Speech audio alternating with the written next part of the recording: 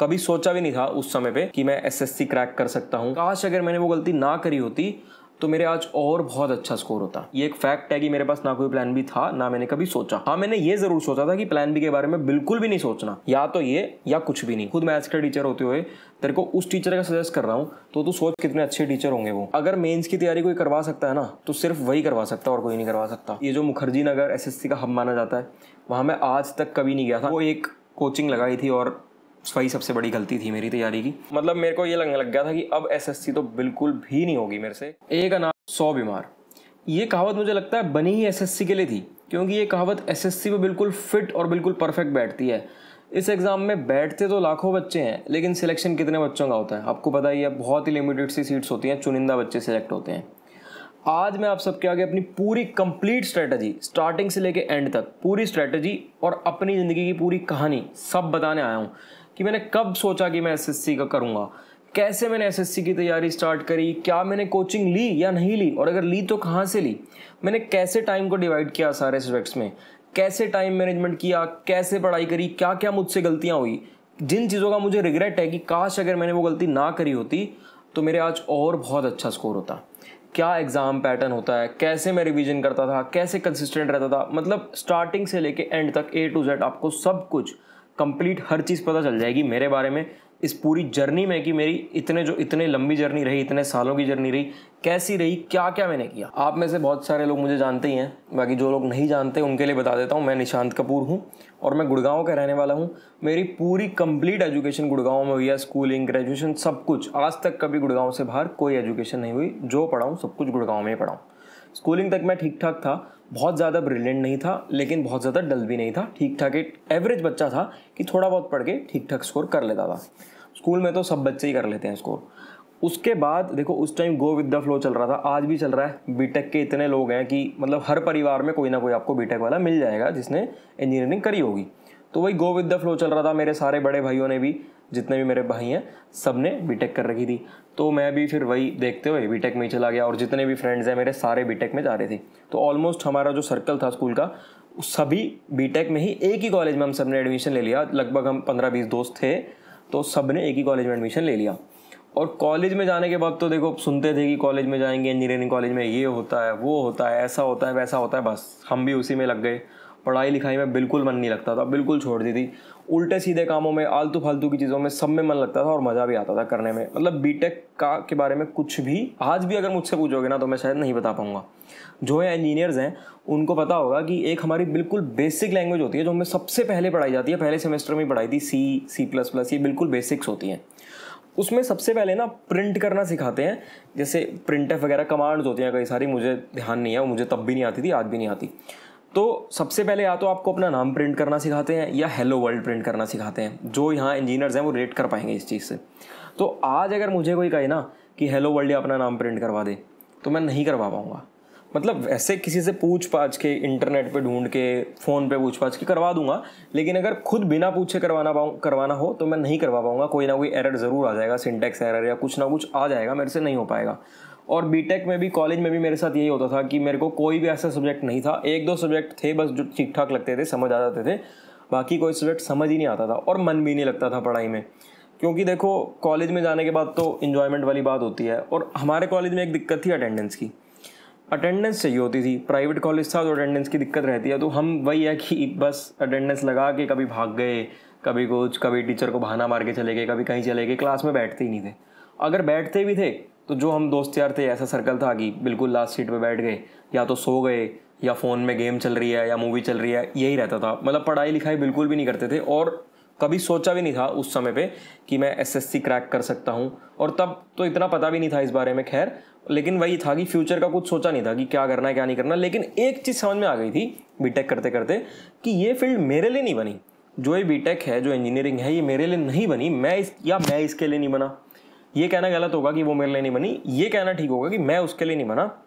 मुझे अपनी फील्ड इसमें, मतलब मैं कुछ नहीं कर पाऊंगा करियर, और मैं इसमें जॉब नहीं कर पाऊंगा, ये चीज़ समझ में आ गई थी मेरे को। अब कॉलेज बिल्कुल ख़त्म होने वाला था और कोई जॉब वगैरह तो थी नहीं मेरे पास। और देखो अगर मैं बैठ भी जाता, मैं वैसे बैठा ही नहीं था प्लेसमेंट में, अगर मैं बैठ भी जाता ना प्लेसमेंट में तो मुझे कोई जॉब नहीं मिलती, मुझे पता था, तो मैं बैठा ही नहीं। मैंने कहा छोड़ो। अब कॉलेज ख़त्म हो गया, एज लगभग 23 के आसपास थी, 22-23 के बीच में एज थी। और बेरोज़गार था मैं बिल्कुल। अब समझ नहीं आ रहा था क्या करूं, तो वही सोचा कि चलो, जो ज़्यादातर इंजीनियर और ज़्यादातर आजकल ग्रेजुएशन वाले सोचते हैं कि सरकारी नौकरी के पीछे भागते हैं। तो मुझे ये पता था कि एसएससी नाम का एक पेपर होता है और उससे ऐसी ऐसी अच्छी नौकरियां लगती हैं, क्योंकि मेरे बड़े भैया भी गवर्नमेंट डिपार्टमेंट में ही हैं। लेकिन मुझे ये नहीं पता था कि उसके लिए हमें क्या पढ़ना पड़ता है, क्या क्या प्रोसीजर होता है, ऐसा कुछ आइडिया नहीं था। बस नाम सुना हुआ था मैंने कि ये पेपर होता है और उसमें ऐसी ऐसी नौकरियां लगती हैं। तो मैंने रिस्क लिया, मैंने कहा चलो भाई अब रिस्क लेते हैं, और कुछ काम या और कोई प्राइवेट जॉब या कुछ भी नहीं करते, इसी में लग जाते हैं। और देखो, ये रिस्क लेना एक बहुत बड़ी चीज़ होती है, ये कोई छोटी चीज़ नहीं होती, ये एक किस्म से पूरी ज़िंदगी का रिस्क होता है। आप अपने लाइफ का डिसीजन ले रहे हो उस समय पे, क्योंकि वो एज होती है एक जिस समय पे आपको अपना सारा करियर वगैरह सब डिसाइड करना होता है। तो वो मैंने बिना डरे बिना सोचे, क्योंकि वो ऐसी कोई उम्र भी नहीं होती ज़्यादा सोचने की, तो बिना सोचे समझे रिस्क ले लिया। लेकिन हर कोई ये रिस्क मत लेना, ये रिस्क थोड़ा सोच समझ के लेना। जिसने भी लेना हो, ये मत सोचना कि किसी और ने लिया तो मैं भी ले लूँ। और एक और चीज़ जो आजकल बहुत कॉमन हो रही है, जैसे सोशल मीडिया पे भी और कई सारी वीडियोस में मैंने देखा है, वेब सीरीज़ वगैरह में भी, कि ये प्लान ए और प्लान बी की बहुत सारी बातें होती हैं। तो देखो, मैं अगर अपनी बात बताऊं, मेरे पास कोई प्लान बी नहीं था, मैंने कभी प्लान बी के बारे में सोचा भी नहीं। वही जैसे मैं बता रहा हूँ कि मैंने रिस्क लिया।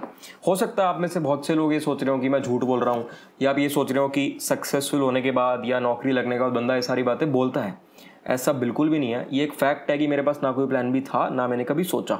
हाँ, मैंने ये ज़रूर सोचा था कि प्लान बी के बारे में बिल्कुल भी नहीं सोचना, क्योंकि अगर मेरे पास कोई बैकअप होता, कोई बैकअप नौकरी होती या कोई प्लान बी होता, तो जो ये मैं इतनी मन से तैयारी कर पाया ना, वो मेरी तैयारी कहीं ना कहीं कमज़ोर पड़ जाती। क्योंकि मुझे एक प्लान दिख रहा होता कि यार जब ये प्लान है तो यहाँ इतनी मेहनत, अगर मान लो मैं कहीं पर डगमगाता तो फिर मैं अपने आप को संभाल ना पाता। जो मैं संभाल पाया अपने आप को, और जो मैंने इतने मन लगा कर करी तैयारी इतने लंबे समय तक, क्योंकि बहुत लंबा प्रोसेस होता है, आपको पता ही है। 2018 का रिजल्ट अब 2021 में जाकर आया।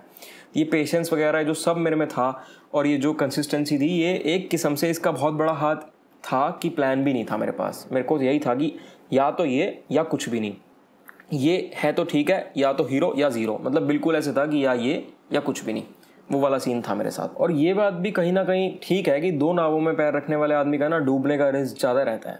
वही है, तो मतलब एक चीज़ पे ज़्यादा फोकस रहना चाहिए। वही मैंने किया। मैंने तो ज़्यादा क्या, मैंने तो पूरा उसी पे फोकस किया और सब कुछ उसी में झोंक दिया कि कहीं और किसी और प्लान के बारे में सोचा ही नहीं।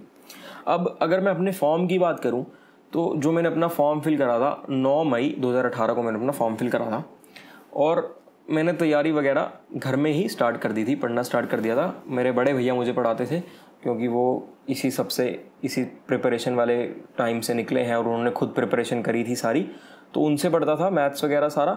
और इंग्लिश तो मुझे ईशा मैम पढ़ाती थी, उनकी गाइडेंस में पढ़ता था मैं। रीजनिंग वगैरह में कुछ ज़्यादा होता नहीं था। इसके बारे में डिटेल अभी आपको बताऊँगा मैं, जैसे जैसे आगे आपको बताऊँगा सारी चीज़ें कवर हो जाएंगी, आपको सब पता चल जाएगा। अब क्या था, 2018 का जो पेपर था ना, वो डिले हुए जा रहा था, क्योंकि एक तो 2017 वालों का कुछ केस वगैरह था, तो उस वजह से भी डिले हो रहा था, और भी बहुत सारी चीज़ें थी, तो बहुत डिले होकर 2018 पूरा निकल गया, पेपर नहीं हुआ। अब ऐसा नहीं है कि डर नहीं लगता था। आप सोचोगे कि मतलब ये बोल रहा है जैसे कि एक ही प्लान था, दूसरा प्लान नहीं था। डर मेरे को लगता था, मेरे को बहुत डर लगता था। ऐसा नहीं है कि मैं नहीं डरता था, मन में बहुत बुरे बुरे ख्याल आते थे कि यार पता नहीं पेपर कब होगा, पता नहीं होगा भी नहीं होगा, फिर सिलेक्शन नहीं होगी, फिर सीट इतनी कम है, बहुत सारे डर लगते थे। इतने सारे लोग फॉर्म भरते हैं, भीड़ भाड़ देख के।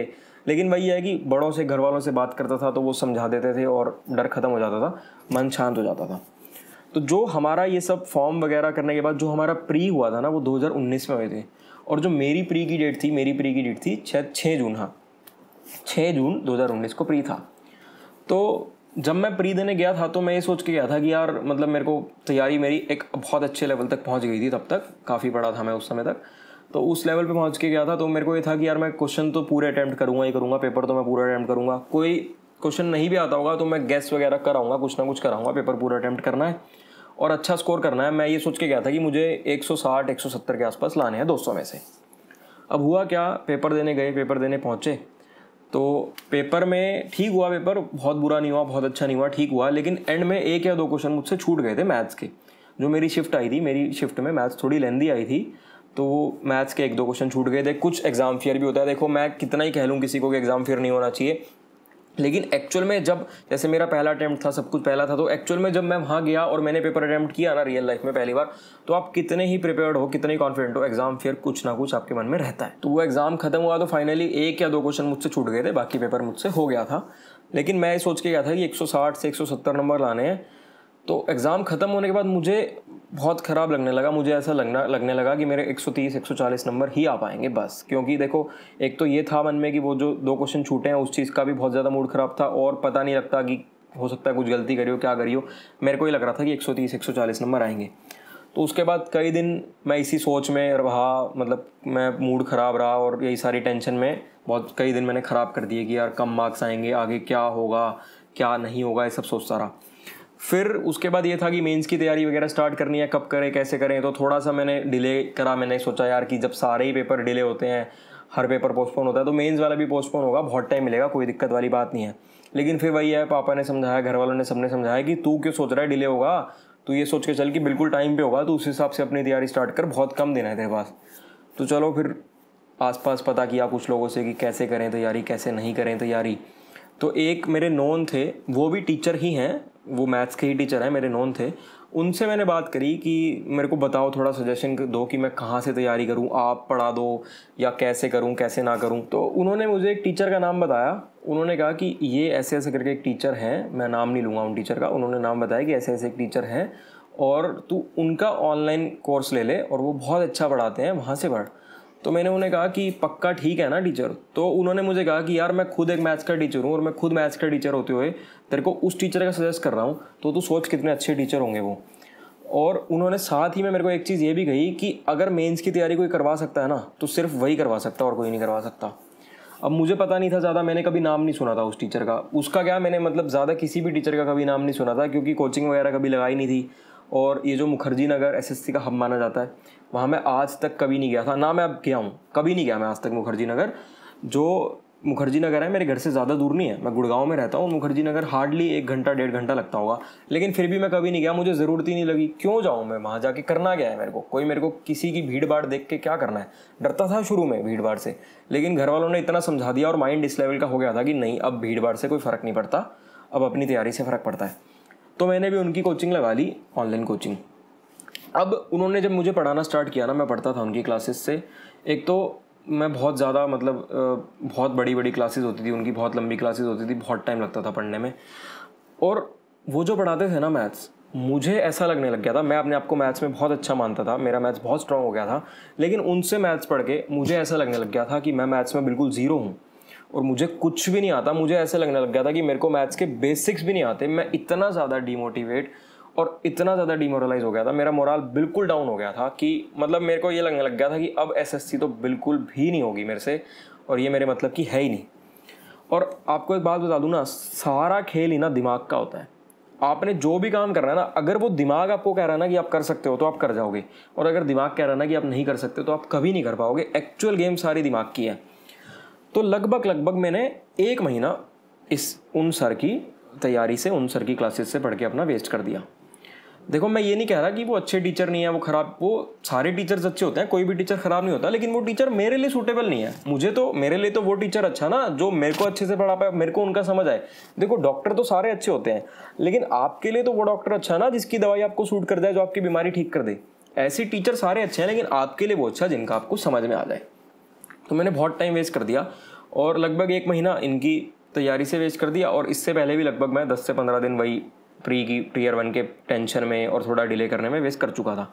तो लगभग 1.5 महीना मेरा वेस्ट हो गया था 3 महीने में से। प्री और मेंस में 3 महीने का गैप था, तो अब बचा 1.5 महीना। अब बहुत ज़्यादा परेशान होकर, अब देखो घर वालों को तो ये लगता था कि बच्चा पढ़ रहा है। मैं कई बार तो ऐसे भी मतलब उनकी क्लासेस से, जब तक उनसे नहीं पढ़ा था उससे पहले तक मैं बहुत ज़्यादा लंबी सीटिंग नहीं देता था, लेकिन जब उनसे पढ़ा, इतने ज़्यादा लंबी क्लासेस होती थी कि कई बार ऐसा होता था कि मैं रात को अगर 9 बजे पढ़ने बैठ रहा हूँ, तो सुबह जब पापा उठते थे, 6 बजे उठते थे पापा घर के लॉक वगैरह खोलने के लिए, तो मैं तब तक पढ़ रहा होता था। तो घर वाले ही सोचते थे कि यार बच्चा पढ़ रहा है, चलो अच्छी बात है, पढ़ी तो रहा है, क्या दिक्कत है। लेकिन जब 1-1.5 महीने बाद परेशान हो गए, मैंने पापा को और बड़े भैया को घर में सबको बताया कि ऐसे ऐसे मेरे को कुछ भी समझ में नहीं आ रहा और मुझे लग रहा है कि मेरे से नहीं होगा, और मुझे ऐसा लग रहा है कि मेरे को बेसिक्स भी नहीं आते। तो पहले तो उन्होंने थोड़ा सा डांटा कि ये चीज़ तूने अब क्यों बताई, तेरे को 1.5 महीने बाद याद आ रही है, 3 महीने में से तेरा 1.5 महीना गया, तेरे को अब याद आ रहा है सब कुछ, तूने पहले क्यों नहीं बताया। फिर उन्होंने बहुत समझाया और एंड में यही बात हुई कि छोड़ दे, उनकी क्लासेस को भूल जा कि तूने आज तक कभी उनसे पढ़ी है। जो समय ख़राब हो गया, जो गलती हो गई वो हो गई, आज से एक नए तरीके से शुरू कर। नए तरीके से शुरू करा, फिर से वही अपने नोट्स उठाए, पुराने जो प्री वाले नोट्स थे वो नोट्स उठाए, बुक्स उठाई और फिर से वही बड़े भैया ने पढ़ाना स्टार्ट कर दिया जैसे वो प्री में पढ़ाते थे।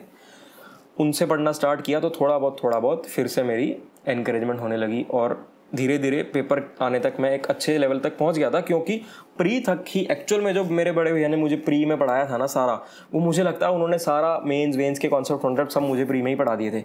और एक्चुअल में अगर बात करें तो प्री और मेंस के कॉन्सेप्ट में ना कोई फ़र्क नहीं होता। पहले लगता था कि फ़र्क होता है, लेकिन आज अगर मैं बात करूँ तो कोई फ़र्क नहीं होता, सेम तैयारी होती है। देखो इंग्लिश में क्या, इंग्लिश में तो सेम ही रूल्स है ना, जो आपके प्री में आ रहे हैं वही सब तो मेंस में आएगा, बस क्वेश्चन बढ़ जाएंगे। इंग्लिश में अगर किसी टॉपिक पे 10, प्री में अगर किसी टॉपिक पे 10 आ रहे हैं तो मेंस में उस टॉपिक पे 20 आ जाएंगी, क्वेश्चन ही तो बढ़ जाएंगे। कॉन्सेप्ट रूल्स तो सेम ही रहेंगे आपके इंग्लिश में। मैथ्स में भी आपके रूल्स वगैरह तो सब सेम रहेंगे। फ़र्क ये रहता है कि जो प्री में सवाल आता है वो एक सवाल में एक ही कॉन्सेप्ट लग रहा होता है, और जो मेंस में सवाल आता है वो उसी एक सवाल में 2 या 3 कॉन्सेप्ट लग रहे होते हैं, बाकी कोई ज़्यादा फर्क नहीं होता। तो चलो फिर बड़े भैया की तैयारी से ठीक ठाक हो गया, मॉक वगैरह में भी ठीक ठाक आने लग गए मेरे। तो मैं पेपर से कुछ दिन पहले तक मेरे मॉक में, मतलब बिल्कुल एंड के दिनों में, पेपर से कुछ दिन पहले तक 195 तक भी आने लग गए थे 200 में से मैथ्स में। तो अब मैंने ये सोच लिया था कि यार मैथ्स में तो मेरे को बिल्कुल फोड़ना है मैथ्स को, और मैथ्स में 195 प्लस तो लाने ही लाने, और कोशिश करूँगा 200 लाने की। क्योंकि बड़े भैया के भी जो स्कोर आया था, उन्होंने अपने टाइम में उनके 197.5 आए थे। एक क्वेश्चन उनका गलत हो गया था, सिली मिस्टेक हो गई थी, चलो 197.5 बहुत अच्छा स्कोर होता है। तो मैं भी ये सोच रहा था कि 195 से 200 मुझे लाने हैं। लेकिन अब हुआ क्या, पेपर देने गया, मैथ्स का पेपर बिगड़ गया मेरा। अब बिगड़ने के कई से कारण हो सकते हैं। देखो एक तो कुछ थोड़ा बहुत तो टफ था ही पेपर, बहुत ज़्यादा टफ तो नहीं था, थोड़ा बहुत लेंदी था, टफ भी नहीं था, लेंदी था। और वही कि एक बार अगर मोरल डाउन हो जाए आपका और एक बार आप डिस्करेज हो जाओ तो कितनी ही कोशिश कर लो वो बात नहीं आती। तो जो वो ऑनलाइन क्लास का मेरे को नुकसान था, वो वहाँ मुझे पता चला कि क्या नुकसान हुआ मुझे इस चीज़ का। तो मेरे मैथ्स में 164 165 ऐसे कुछ थे, एग्जैक्टली मुझे ध्यान नहीं है, 164 या 165 ऐसा कुछ स्कोर आया था मेरा मेंस में, मैथ्स में। और जो मेरा मेंस का पेपर हुआ था वो 12 सितंबर 2019 को हुआ था। प्री का 6 जून को हुआ था, मेंस का 12 सितंबर को हुआ था। प्री में मेरा स्कोर था 188 189, एग्जैक्टली सच बताऊं तो ध्यान नहीं है, 188 189 ऐसे था। और मेंस में मैथ्स में 164 165 था। अब मैथ्स का पेपर बिगड़ गया बहुत ज़्यादा। बाहर निकल के, मतलब हर पेपर में मैं अपने पापा के साथ जाता था, पापा लेके जाते थे मेरे को एग्ज़ाम में। तो बाहर निकल के जैसे गया, पापा को बताया कि ऐसे ऐसे बिगड़ गया पेपर, और मुझे लग रहा था कि मेरे को जो उम्मीद थी पेपर देने के बाद, मेरे को लग रहा था 150 160 इतने की उम्मीद लग रही थी कि इतने आएंगे। तो पापा ने समझाया कि यार कोई बात नहीं, अगर मतलब तुझे मुश्किल लगा है तो और भी तो बहुत लोगों को मुश्किल लगा होगा, कोई तेरे को अकेले को थोड़ी ना मुश्किल लगा है, सभी को मुश्किल लगा होगा, कोई दिक्कत वाली बात नहीं है, टेंशन मत ले, एक्चुअल में मुश्किल होगा। और अब तू जो हो गया वो तो हो गया, उसको तो तू कुछ कर नहीं सकता। तू नेक्स्ट पेपर पे इंग्लिश पे फोकस कर, बीच में 2-3 घंटे का गैप होता है और फिर इंग्लिश होता है, इंग्लिश पे फोकस कर। और वहाँ मन लगा इंग्लिश में। मुझे ये था कि चलो 170 180 तक मैं ले आऊँगा, जिस लेवल की मेरी तैयारी थी मैं सोचता था 170 180 तक ले आऊँगा, लेकिन मेरे आ गए 190। इंग्लिश का पेपर इतना बढ़िया हो गया था, इतना अच्छा हो गया था कि इंग्लिश के पेपर से बाहर निकल के मैं बहुत खुश था। और फिर मुझे लग रहा था कि हाँ, जो अगर मैंने मैथ्स में मैं कहीं डगमगाया हूँ और अगर उसने मेरी नैया डुबोई है तो इंग्लिश मेरी नाव को संभाल लेगी।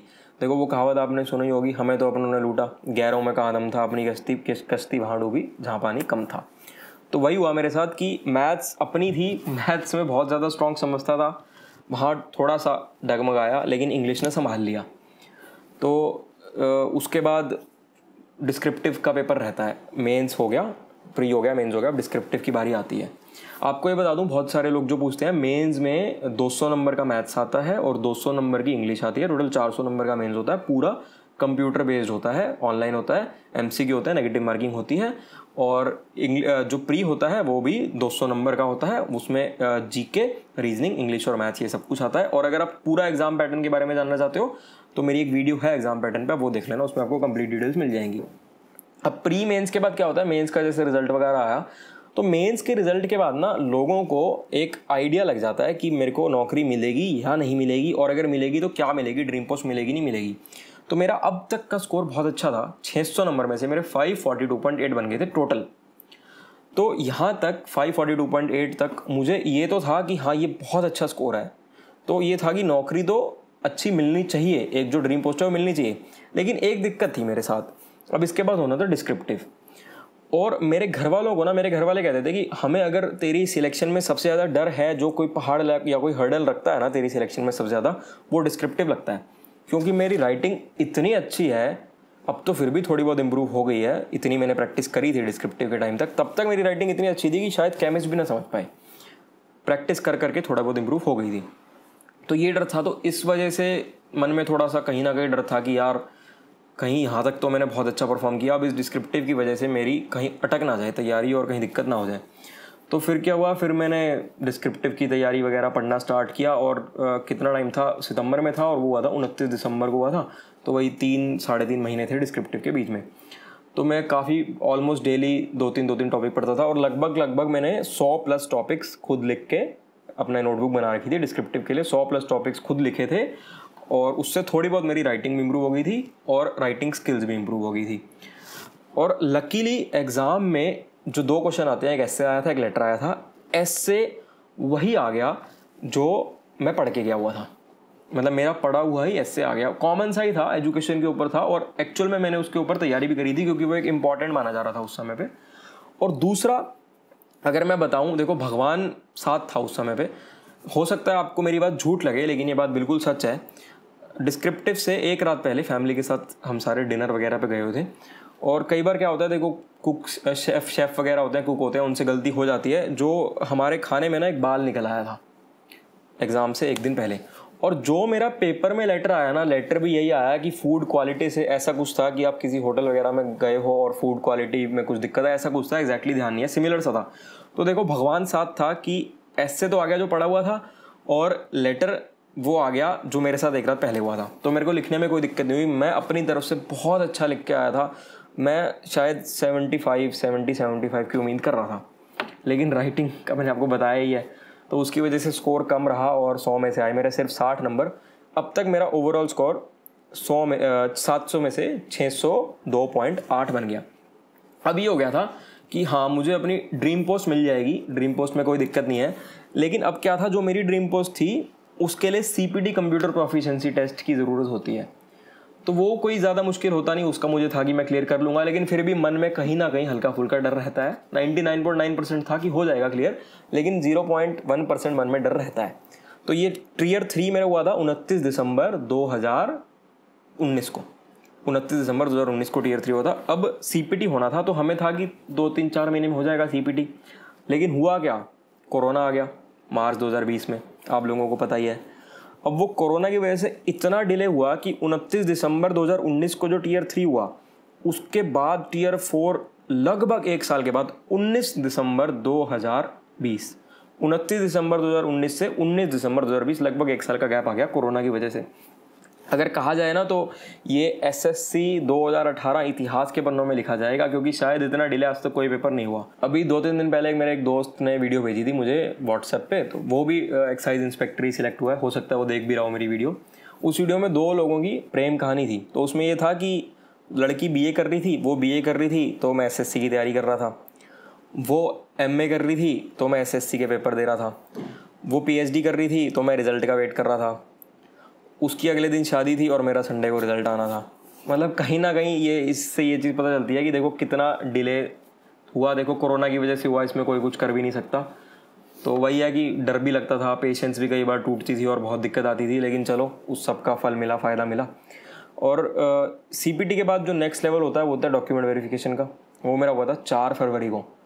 अब ये देखो बहुत लंबा समय हो गया, 2018 को मेरी ग्रेजुएशन ख़त्म हुई थी, और 2018 में ख़त्म हुई थी, और 2021 में जाके रिजल्ट आया। तो बहुत लंबा समय होता है।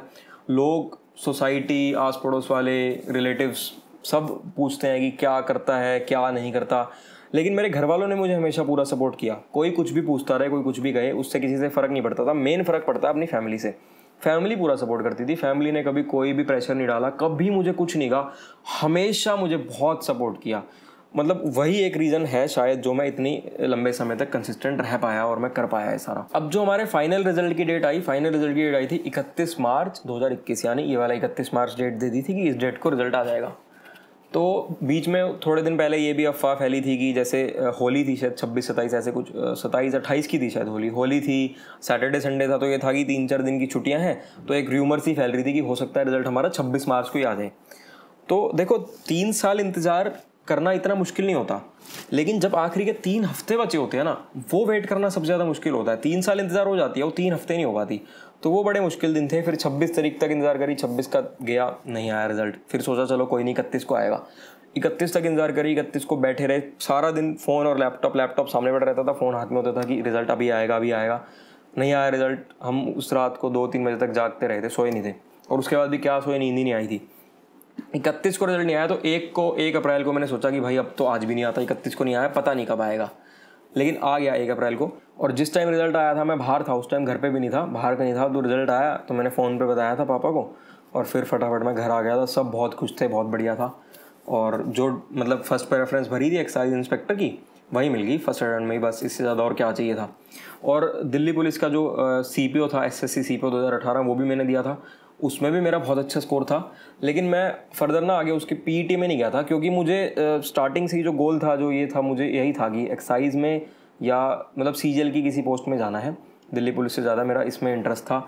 तो उसमें जाता, सीट ख़राब करता, किसी की क्या फ़ायदा, तो किसी की सीट ख़राब ना हो, मैं इसलिए आगे गया ही नहीं उसमें। अब अगर पढ़ाई की बात करें कि क्या कोचिंग लेनी चाहिए या नहीं लेनी चाहिए, क्या कोचिंग कितनी ज़रूरी होती है या नहीं होती, देखो ये सब आपके ऊपर डिपेंड करता है, आपको कोचिंग लेनी है या सेल्फ स्टडी करनी है। ऐसा कोई ज़रूरी नहीं है कि कोचिंग लेने वाले का सिलेक्शन होगा ही होगा, और ऐसा भी कोई ज़रूरी नहीं है कि सेल्फ स्टडी वाले का नहीं होगा। सब आपके ऊपर है। कोचिंग सिर्फ एक गाइडेंस के लिए होती है। वो आपको गाइड कर देंगे, आपको बता देंगे कि आपको क्या करना है, कैसे करना है। पढ़ना आपने खुद ही है। मेन आपकी सेल्फ स्टडी ही है। जब तक आप सेल्फ स्टडी नहीं कर रहे, आप खुद नहीं पढ़ रहे, तब तक कुछ नहीं होने वाला। आप कितनी अच्छी मर्जी कोचिंग लगा लेना। और अगर कोचिंग लगाओ, तो मैं ये नहीं कह रहा मत लगाओ, लगाओ, बिल्कुल लगाओ, जो लगाना चाहो लगाओ, लेकिन थोड़ा सोच समझ के लगाना। कुछ टीचर्स बहुत ज़्यादा मुश्किल पढ़ाते हैं। वो मैं सजेस्ट करूँगा कि हमें बहुत ज़्यादा मुश्किल नहीं पढ़ना चाहिए, हमें एक एवरेज, एक मॉडरेट पढ़ना चाहिए। क्योंकि SSC का जो एग्ज़ाम होता है, 80 से 90% मॉडरेट ही आता है, और आपको उस मॉडरेट पे फोकस करना है। आप उस मॉडरेट को इतना स्ट्रॉन्ग करो, बार बार पढ़ो, इतनी बार पढ़ो कि आपका मॉडरेट बहुत स्ट्रॉन्ग हो जाए। तो उससे क्या होगा, बाकी के 10% एक तो कुछ ना कुछ कंपनसेट हो जाएगा, एक कुछ ना कुछ वो मुश्किल सवाल भी आपके हो जाएंगे। पहली चीज़ तो ये। दूसरी चीज़ ये कि अगर बहुत ज़्यादा जो मुश्किल सवाल है, मान लो कि आपने प्रैक्टिस कर भी लिए, लेकिन अगर वो जो बहुत मुश्किल वाला जो सवाल, जो 8 से 10% पेपर मुश्किल आना है, अगर वो इससे कुछ हट के आ गया ना, तो कोई ज़रूरी नहीं है कि आप वहाँ पे सॉल्व कर पाओगे। तो वो समय वेस्ट मत करना, उस मुश्किल में मत उलझते रहना जैसे मैंने करा। मैंने बहुत टाइम वेस्ट किया, मैंने आपको बताया है, मुझे बहुत रिग्रेट है उस चीज़ का। आपको मैं सजेस्ट करूंगा कि आप ये गलती बिल्कुल मत करना। आप अपना मॉडरेट पे फोकस करके चलना। और जो ये 8 से 10% पेपर जो थोड़ा मुश्किल भी आता है ना, उसमें भी कहीं ना कहीं थोड़ा बहुत तो आप गैस भी कर सकते हो। 2-3 क्वेश्चन में तो तुक्के भी लगा सकते हो। मैं भी देखो 2-3 क्वेश्चन में तुक्के लगा देता था, कोई इतना डरने की जरूरत नहीं होती, लेकिन बिल्कुल ब्लाइंडली नहीं लगाता था। जो गैस करता था, थोड़ा सा सोच के, हल्का फुल्का दिमाग लगा के लगाता था। गैस भी बिल्कुल आंख बंद करके ब्लाइंडली गैस नहीं करना होता। और अगर अपनी तैयारी की बात करूँ तो मैंने आपको बता ही दिया कि वो एक कोचिंग लगाई थी, और वही सबसे बड़ी गलती थी मेरी तैयारी की। और पढ़ाया, मैथ्स बड़े भैया पढ़ाते थे, इंग्लिश ईशा मैम पढ़ाती थी, रीजनिंग में खुद कर लेता था। रीजनिंग में कुछ ऐसा होता नहीं था, मॉक टेस्ट ही हो जाती थी। और जीके में क्या था, मेरे घर वाले ना मुझे हमेशा एक चीज़ समझाते थे कि जीके पे बहुत ज़्यादा टाइम वेस्ट मत कर। वो कहते थे जीके को बिल्कुल निगलेक्ट भी मत कर, लेकिन बहुत ज़्यादा टाइम वेस्ट मत कर। मैथ्स और इंग्लिश को टाइम दे, क्योंकि जीके में अगर मान ले तूने 100 पेज पढ़े, तो हो सकता है तेरे उन 100 पेज पढ़ने से जो इतना टाइम लगा, एक भी सवाल ना आए। लेकिन मैथ्स और इंग्लिश अगर तू इतना टाइम पढ़ेगा, तो बहुत प्रोबेबिलिटी है कि उसमें से कुछ आएगा तेरा। तो जीके क्या था, एक तो मैंने क्वेश्चन बैंक ले रखा था प्रीवियस ईयर का, उससे मैं पढ़ लेता था जब भी मुझे टाइम मिलता था। बाकी जनरली मेरे पापा और घर में कभी भैया कभी भाभी, जनरली पापा पढ़ते थे, और वो कहानियों की तरह मुझे समझाते थे। अगर आप देखना चाहोगी कैसे कहानियों से पढ़ना चाहिए, तो मैंने कुछ वीडियोस बना रखी हैं, आप प्लेलिस्ट में जाके देख सकते हो। हिस्ट्री के ऊपर, ज्योग्राफी के ऊपर मैंने बना रखी है, स्टोरीज से, कहानियों से। ये कहानियाँ सुनाते थे, तो उससे मेरे को समझ आ जाती थी। ट्रिक्स होते थे ना, तो उनसे थोड़ी बहुत मुझे समझ आती थी। वहाँ से काफ़ी हद तक मुझे फ़ायदा मिलता था। मुझे जो सबसे ज़्यादा डर लगता था ना किसी सब्जेक्ट से, मुझे वो इंग्लिश से लगता था सबसे ज़्यादा डर। और आप में से भी बहुत सारे बच्चे होंगे जो इंग्लिश में डरते थे। और मैंने पहले भी बताया, एक बार मैंने बताया था कि इंग्लिश के पहले मॉक टेस्ट में मेरे 14 नंबर आए थे, और मेंस में मेरे 190 नंबर आए। All thanks to Isha ma'am, उन्हीं की गाइडेंस में पढ़ा सारा। और बहुत सारी चीज़ें, छोटी छोटी चीज़ें फॉलो करी। जैसे कि देखो, उन्होंने मुझे समझाया था कि न्यूज़पेपर मत पढ़, न्यूज़पेपर पढ़ने से नहीं पढ़ पाएगा, 4-5 दिन में बोर हो जाएगा। मतलब मैं हूँ भी ऐसा कि मैं एक्चुअल में भी नहीं पढ़ पाऊँगा। तो एक ऐप डाल ली थी मैंने फ़ोन में, मैं उसको पढ़ता था। जैसे व्हाट्सएप होती है, व्हाट्सएप यूज़ कर रहे हो, वैसे ही वो ऐप है, वैसे यूज़ करो उसको, नॉर्मल कोई भी ऐप डाल लो। तो उससे कई फ़ायदे होते थे। देखो, एक तो इंग्लिश इंप्रूव हो रही थी मेरी वो पढ़ने से। रीडिंग की हैबिट बनती है तो रीडिंग कॉम्प्रिहेंशन इंप्रूव होता है, कि जैसे जब मैं पेपर में रीडिंग कॉम्प्रिहेंशन देखूंगा तो मुझे समझ आएंगी चीज़ें। क्लोज टेस्ट इंप्रूव होता था, PQRS इंप्रूव होता था, वोकेबलरी इंप्रूव होती थी वो सब पढ़ के, मतलब वो एक ही चीज़ पढ़ के बहुत सारे फायदे होते थे। GK इंप्रूव होती थी, करंट अफेयर्स एक ही, मतलब नॉवल वगैरह ना पढ़ के, अगर नॉवल पढ़ता तो सिर्फ रीडिंग इंप्रूव होती, तो नॉवल ना पढ़ के ये करने से मेरी कॉम्प्रीहेंशन, क्लोज टेस्ट, PQRS और GK वोकैब सब कुछ इंप्रूव होता था इन चीज़ों से। तो यही छोटी छोटी चीज़ें होती हैं जो आपको ध्यान रखनी होती हैं। इस पूरी प्रिपरेशन में जो मुझे अपनी प्रिपरेशन का सबसे अच्छा पार्ट लगा, सबसे बढ़िया पार्ट लगा, वो देखो वैसे तो पूरी जर्नी, पूरी प्रिपरेशन ही अच्छी थी, सबसे बढ़िया होती है ये, लेकिन जो मुझे सबसे अच्छा लगा कि मेरी इंग्लिश इतनी इम्प्रूव हो गई, जो मैं इंग्लिश से इतना डरता था और मतलब कुछ समझ ही नहीं आता था, वो मुझे सबसे बढ़िया लगा। और अगर सबसे ख़राब पार्ट की बात करूं तो मैंने आपको बताई है, जो वो मुझे रिग्रेट है जिस चीज़ का, और पूरी उम्र रहेगा, जो वो मैंने जिन सर से कोचिंग लगाई थी उसका रिग्रेट तो है ही है। साथ में एक और दिक्कत जो है ना, पेशेंस। देखो इस एग्ज़ाम के लिए बहुत ज़्यादा पेशेंस चाहिए आपको, तो वो कई बार मैं पेशेंस लूज़ करता था, तो मुझे मेरे फैमिली वाले समझाते थे प्यार से, और उन्हीं की वजह से ये हो पाया, नहीं तो पेशेंस में बहुत ज़्यादा लूज़ कर जाता था कई बार, वहाँ पे मैं वीक था। कुछ लोगों को मैं देखता हूँ कहते हैं कि यार ये बीटेक वाले इस पेपर में आ जाते हैं, बीटेक वालों के लिए तो इतनी सारी फील्ड है, वो यहाँ क्यों घुस रहे हैं, नॉन बीटेक वालों के लिए छोड़ दो, बीटेक वाले तो कर ही लेंगे। देखो ये सोचना और ऐसा बोलना बिल्कुल गलत है, ये सबके लिए कॉमन है। अगर ऐसा होता कि बीटेक वाले नहीं आ सकते इस पेपर में, तो एलिजिबिलिटी क्राइटेरिया कुछ ऐसा होता, इसको कोई भी ग्रेजुएट बच्चा दे सकता है, और ऐसा कुछ नहीं है कि बीटेक वालों को फ़ायदा होता है। हम बीटेक वालों से, हमारी इंजीनियरिंग तो रोज होकर पास होती है, मोस्टली इंजीनियर्स ऐसे होंगे जिन्होंने बड़ी मुश्किल क्लियर करी होगी अपनी ग्रेजुएशन, तो ये ऐसा कुछ नहीं है कि हमारे लिए ईजी है। ना तो हमारे को जो कॉलेज में जो मैथ्स पढ़ाई जाती है ना तो ऐसी होती है, बिल्कुल अलग होती है इससे, वो मैथ्स बिल्कुल डिफरेंट, थ्योरम, इंटीग्रेशन वगैरह सब अलग होता है, वैसा कुछ नहीं होता। ना हमें इंग्लिश पढ़ाई जाती कॉलेज में, ना GK पढ़ाई जाती, ना रीजनिंग पढ़ाई जाती, ऐसा कुछ नहीं पढ़ाया जाता। थोड़ा सा जो फ़ायदा होता है वो ये होता है कि टाइम मैनेजमेंट हम लोग सीख जाते हैं, क्योंकि वहाँ पे इतने एग्जाम्स हमें देने होते हैं कि हम टाइम मैनेजमेंट सीख जाते हैं कि कैसे 1 रात 2 रात पहले पढ़ना है, कैसे मैनेज करना है, वो सारी चीज़ें आ जाती हैं, लॉजिकल थिंकिंग बन जाती है। लेकिन ऐसा किसी पर्टिकुलर सब्जेक्ट की बात करूँ तो कोई फ़ायदा नहीं होता। और आप लोग ना देखो, ये सोच के डरा मत करो कि यार लाखों बच्चे पेपर दे रहे हैं, ये दे रहे हैं, वो दे रहे हैं। आप ये सोचो कि यार जब ये कर सकता है क्लियर, तो मैं क्यों नहीं कर सकता, ये कर सकता है तो मैं भी कर सकता हूँ। ये कोई अलग दुनिया से थोड़ी आया है, ये भी तो इसी दुनिया में रहता है, हमारे बीच में ही रहता है, हमारे साथ ही रहता है, तो मेरे में भी तो वही सब है जो इसमें है, कोई दिक्कत थोड़ी है। कई सारे लोगों को मैं देखता हूँ वो क्या करते हैं, इतनी सारी बुक्स खरीद लेंगे ना, मतलब हर सब्जेक्ट की 10-10, 15-15 बुक्स ले लेंगे। भाई तूने बुक्स ले तो ली, क्या तू उनसे पढ़ पाएगा? परेशान हो जाएगा देख के, इतनी मतलब साइकोलॉजिकल फियर और ऐसा डर बैठ जाएगा, पढ़ना स्टार्ट भी नहीं कर पाएगा। तो बुक्स का ढेर कभी भी इकट्ठा मत करो, लिमिटेड बुक्स रखो, हर सब्जेक्ट की 2-3, 2 बुक्स बहुत होती हैं एक सब्जेक्ट की, हर बुक में कहीं ना कहीं बहुत सारी चीज़ें सेम होती हैं। तो आप बुक्स को अपना चूज करके जो आपको अच्छी लगे वो लिमिटेड रखो, और उन्हीं को बार बार पढ़ो। ऐसा मत करो कि बहुत सारी बुक्स पढ़ लूँ, लिमिटेड बुक्स रखो, उनको बार बार पढ़ते रहो, रिवाइज करते रहो, बार बार पढ़ते रहो। और बुक्स वगैरह अगर आपको देखनी होगी कौन सी बुक्स ठीक रहती हैं, कौन सी बुक्स को फॉलो करना चाहिए, तो मैंने बुक्स के लिए ऑलरेडी एक वीडियो बना रखी है, मैं उसका डिस्क्रिप्शन में लिंक दे दूंगा, वीडियो का भी लिंक दे दूंगा, उस पूरी प्लेलिस्ट का भी लिंक दे दूंगा, जिस प्लेलिस्ट में ऐसी बुक्स और इस टाइप की बहुत सारी वीडियोस हैं जो आपके काम आएंगी, वो मैं दे दूंगा डिस्क्रिप्शन में। मेरे हिसाब से जो SSC को क्रैक करने का या किसी भी अच्छे गवर्नमेंट एग्जाम को क्रैक करने का एक रामबाण है, जो एक चीज़ है कि वो तो आपको चाहिए ही चाहिए, अगर आप में वो है तो आप कर सकते हो, तो वो कंसिस्टेंसी, पेशेंस और बार बार रिवाइज करना। ये देखो अगर आप में कंसिस्टेंट है ना, आप सिर्फ इसी में नहीं, हर चीज़ के लिए कंसिस्टेंसी की ज़रूरत होती है।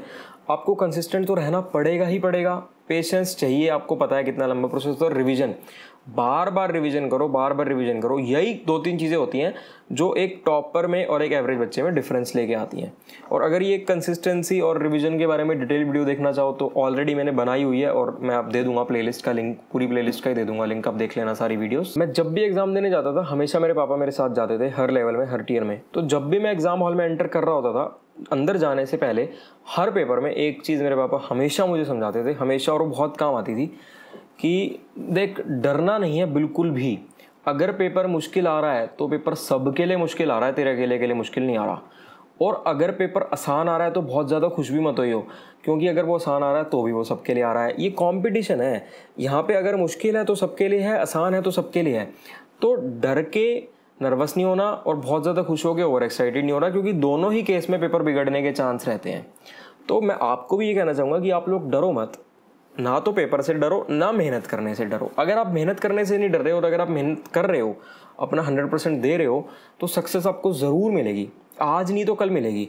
और सक्सेस का मतलब सिर्फ ये नहीं होता कि सक्सेस आपने, अगर आपने पेपर क्लियर कर लिया तो आपको सक्सेस मिल गई। अगर आपने नॉलेज गेन कर ली ना तो आप अपने आप वैसे ही सक्सेसफुल हो गए। वो नॉलेज ज़िंदगी में कभी ना कभी कहीं ना कहीं काम ज़रूर आएगी।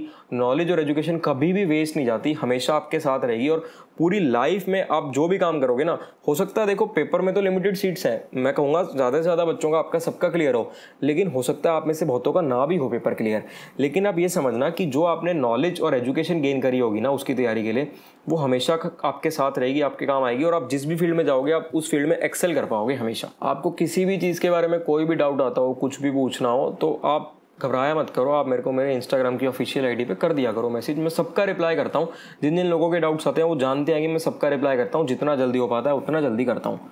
और अगर आप लोग किसी पर्टिकुलर सब्जेक्ट के बारे में जानना चाहते हो कि पर्टिकुलर मैथ्स की स्ट्रेटजी बनाओ या कुछ भी पर्टिकुलर आप कोई भी चीज़ जानना चाहते हो कि उसके ऊपर वीडियो बनाऊं, तो आप बता देना, कमेंट कर देना। मैं कोशिश करूंगा जल्दी से जल्दी उसके ऊपर वीडियो लेकर आऊँ।